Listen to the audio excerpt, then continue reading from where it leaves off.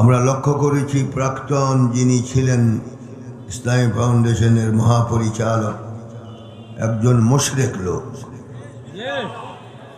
কবর পূজারী, আলেম বিদ্বেষী।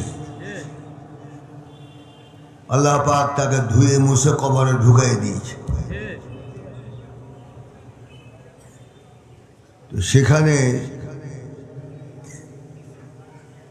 আমাকে গভর্নর হিসাবে নিয়োগ দেওয়া হয়েছে। এর জন্য আমি ব্যক্তিগতভাবে খুশি নই, আপনারা খুশি হয়েছেন, এই জন্য আমিও খুশি হয়েছি। এটা আমার জন্য বড় কিছু নয়। দীর্ঘ 17 বৎসর আমরা নির্দ্বিধায় কথা বলতে পারিনি। এমন জায়গায় বসেছি, হতে পারে আল্লাহ পাক গোটা দুনিয়ায় কথা বলার তৌফিক দান করবেন।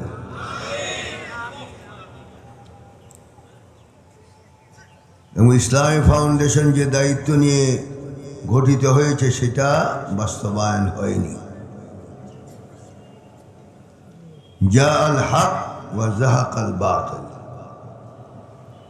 হক এসে গিয়েছে 5 তারিখ, বাতিল দূর হয়ে গেছে, ঠিক কি না? ইন্নাল বাতিলা কানা যাহুকা।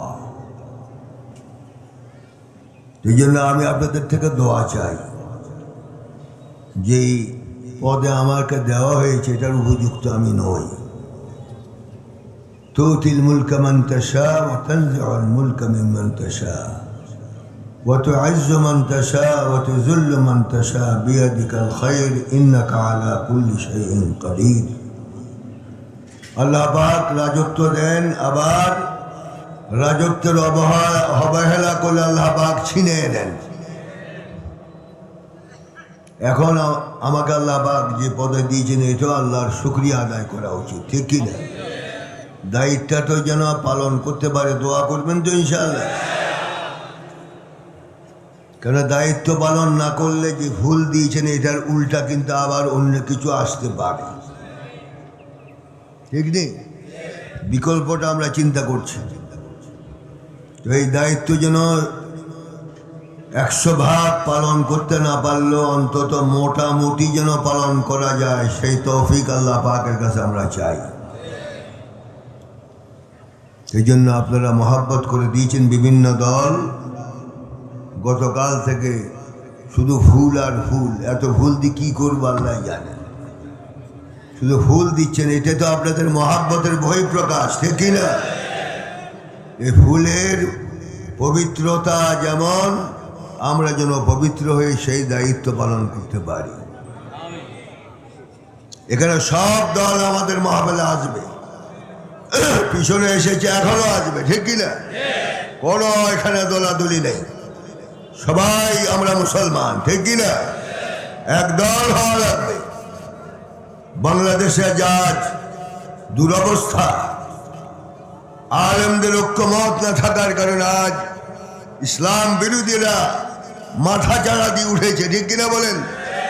অথচ আমরা মানুষকে হেদায়েত করি, ওয়াতাসিমু বিহাবলিল্লাহি জামিআন ওয়া লা তাফাররাকু ওয়ালাকিন ইত্তাফাকাল উলামা আন্নাহুম লা ইয়াত্তাফিকুন।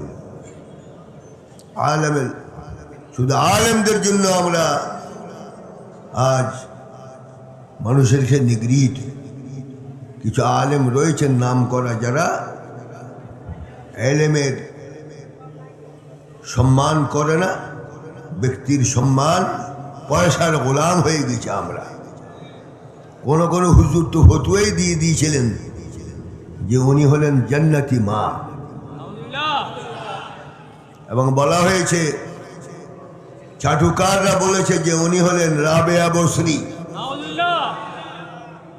এক রাত্রে 50 রাকাত তাহাজ্জুদের নামাজ পড়ে। কিন্তু তালাশ করে দেখা গেল, যখন ছাত্ররা গণভবন না বঙ্গভবন, গণভবনে ঢুকলো, এই কথাটা যাচাই করার জন্য তারা মুসাল্লা তালাশ করতেছিল, কিন্তু মুসাল্লা পাওয়া যায় নাই। এই জন্য মৌখিক কথা দিয়ে আমাদেরকে আর ধোঁকা দেওয়া যাবে না, ঠিক কিনা বলেন? আমরা অন্যায় করি না, অন্যায় করতেও দিব না। এই দেশে শিরক বেদাত নাই, হতেও দিব না। এই মাহফিল শুধু গরু খাওয়ার জন্য আপনাদেরকে আমরা দাওয়াত দেই না। এখান থেকে ইমানি জজবা হাসিল করতে হবে। এখান থেকে যে ইমানি জজবা হাসিল করবেন, 1 বৎসর সেই জজবা আপনাদের সাথে থাকতে হবে, ঠিক কিনা? এই জন্য আপনারা আমাদের পরামর্শ দিয়েছেন, ওলামায়ে কেরাম পরামর্শ দিয়েছে, এই জন্য ওলামায়ে কেরামকে আন্তরিক মোবারকবাদ জানাচ্ছি। ওনারা সবসময় আমাদের সহযোগিতা করেছেন, এখনও করবেন। তো এখন মাহফিলটা কি আমাদের না আপনাদের? সবাই বলতে হবে আপনাদের না আমাদের। মাহফিল কেমনে করবেন সেটা আপনাদের দায়িত্ব। আমরা যোগায় দিয়েছি, বাকি কাজ আপনাদের উপর। তাওয়াক্কালনা আলাল্লাহ, আল্লাহর উপর তাওয়াক্কাল করে আমরা মাঠে নেমেছি। কেউর পকেটের দিকে নজর করে আমরা মাঠে নামি নেই। আজ পর্যন্ত যে 60 বছর পুড়ছে, কোন মসজিদে আমরা এই পর্যন্ত বলি নাই কয়টা গরু দিবেন, কয়টা চাল দিবেন। আমরা মানুষের পকেটের দিকে নজর করে মাহফিল করি না, আল্লাহর উপর তাওয়াক্কুল করে করি।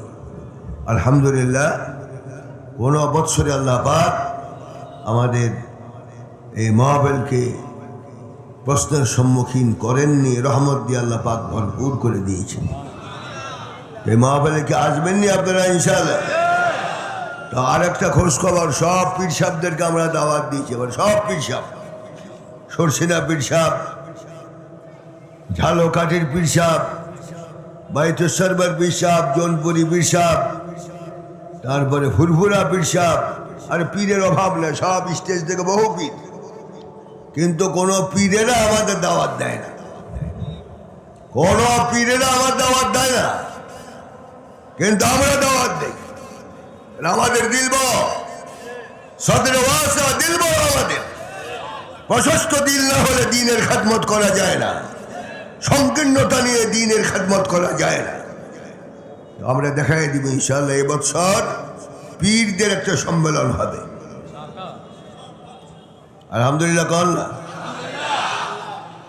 তো সেই হুজুরদের চেহারা দেখা তো দরকার। আরো খোঁজখবর রয়েছে ইনশাআল্লাহ, কয়েকটা দেশ থেকে আন্তর্জাতিক কারিরাও আসবেন। ইনশাআল্লাহ ওয়াজ শুনবেন, কোরআন শুনবেন, নিজের চরিত্রকে গঠন করার জন্য চেষ্টা করবেন। এই আবদার রেখে বেশি কথা বলবো না। এখন আপনাদের এই মহাব্বত দেখে আমার চোখের পানি আসতেছে।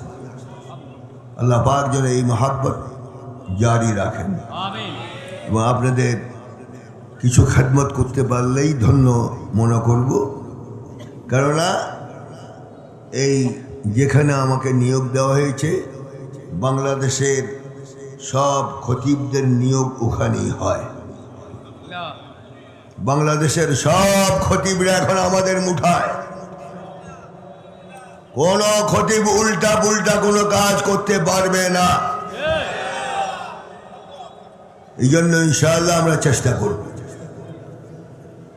ইসলামী ফাউন্ডেশন যে উদ্দেশ্য নিয়ে এখানে কায়েম করা হয়েছে, সেই উদ্দেশ্য বাস্তবায়ন হতেই হবে।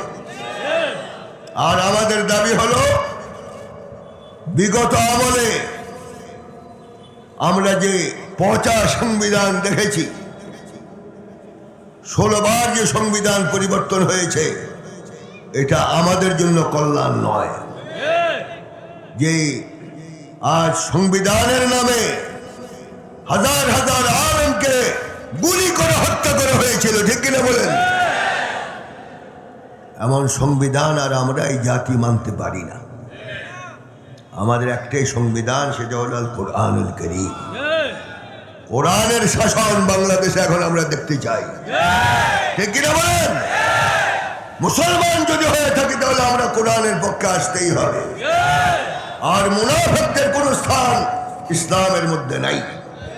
তাহলে আজকে আমরা এই জজবা হাসিল করতে হবে, অনৈতিক জুলুম অত্যাচার থেকে আমাদেরকে বিরত থাকতে হবে। আমরা যেন আর মানুষের গায়ে হাত না দেই, মানুষকে কষ্ট না দেই, এই জন্য আমরা আজ এখান থেকে এই ওয়াদা করে যাব, মানুষকে কল্যাণের পথে আনার চেষ্টা করব। রাজি তো ইনশাআল্লাহ? তো আমার সাথে কি আপনারা একমত? সংবিধান বাংলাদেশে পচাটা চলবে না, এখন চলবে কোরআনুল কারীম। সরকারকে বলবো, আপনি ইসলামের জন্য কাজ করেন, জনগণ আপনার সাথে থাকবে। আর 1 ইঞ্চি যদি ইসলামের বিরুদ্ধে যান, তাহলে ওরা তো হেলিকপ্টার দিয়ে পালাইছে, আপনি কিন্তু পাও হেঁটেও পালাতে পারবেন না, ঠিক কিনা? তো যাই আমরা একমত হোক, আমরা কি চাই? কারা চাই? আল্লাহু আকবার বলি।